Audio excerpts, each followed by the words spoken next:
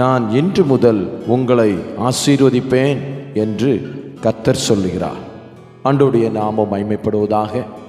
நம்முடைய ஆண்டவராகிய இயேசு கிறிஸ்து ஒவ்வொரு மனிதனையும் ஆசீர்வதிக்கிறார். ஆபிரகாமின் ஆசீர்வாதங்கள் எல்லாம் ஆண்டவராகிய இயேசு கிறிஸ்துவின் மூலமாக இரட்சிக்கப்பட்ட நமக்கு வருகிறது என்பதை நாம் வேதத்தில் பார்க்கிறோம். இந்த வசனத்தில் இப்படியாக சொல்லப்பட்டு இருக்கிறது, நான் இன்று முதல் உங்களை ஆசீர்வதிப்பேன். ஆண்டவர் சொல்லுகிறார். இந்த நிகழ்ச்சியை பார்க்கிற உங்கள் அனைவரையும் ஆண்டவராகிய இயேசு கிறிஸ்து இன்று முதல் ஆசீர்வதிப்பாராக.